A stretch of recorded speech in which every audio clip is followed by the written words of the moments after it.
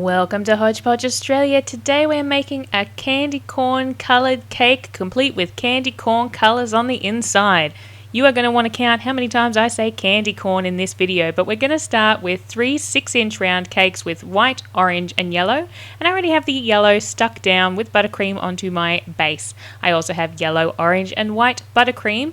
They all have a large open tip on them, which is a pastry tip size 17.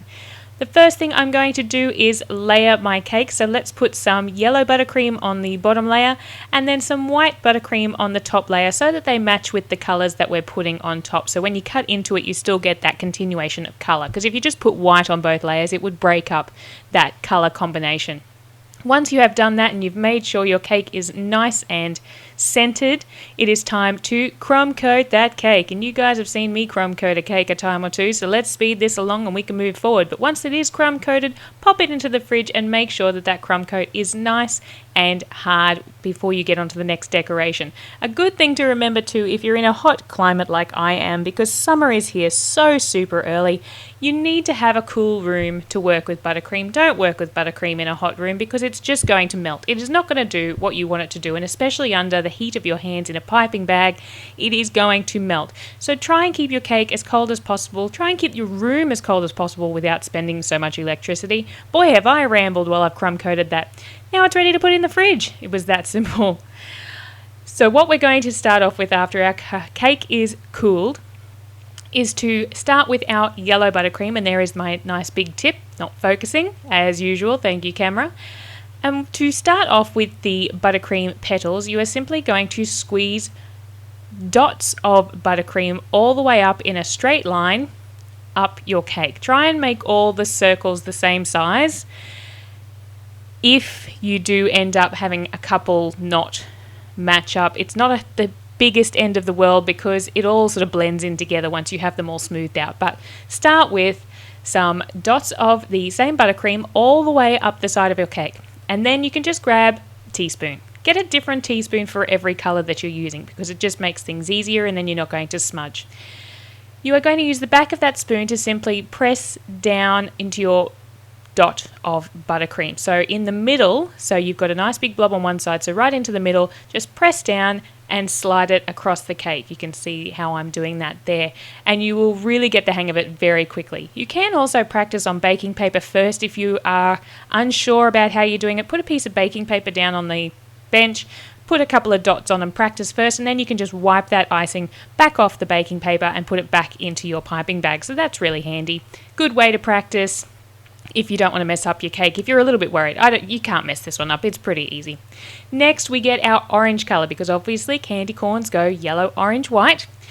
Get another cleaner spoon and we're going to do the same thing. So we're just going to press down and pull that across so you get a nice little ripple petal effect. And lastly, we will do that with our white. You guessed it, it's time to add the white. So do the same. This is all it is. And really, when I first came up with this idea, I thought, it's going to be kind of time consuming. Maybe I should sit down at the table and really, I thought it would take time. But it's very simple. You really get the hang of it very quickly. You get down a bit of a rhythm.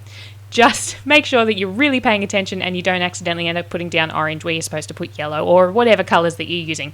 Do make sure that you keep with your pattern. Go all the way around your cake, and when you come to the end, pop in your second last colour, just so I can show you where I'm doing there. So I'm going to pop in my second last colour of orange, and I'll smooth that down. Now you need to be more gentle here so that you don't mess up your first line. So put in your second last colour, smooth that across. Then get your last colour, which thankfully worked out to be white, so I had the perfect colour all the way around, and you're just going to put a dot. This one doesn't get smoothed out. This is basically the seam of the cake, is simply putting that last colour in as dots. Now it's time to decorate the top. So we're going to do the candy corn colour all the way in a nice sort of flower pattern. So I'm going to use my yellow all the way around the outside, and if you do have any gaps at the top, try and get that yellow to sort of slide down the side because that's going to help cover those gaps at the top.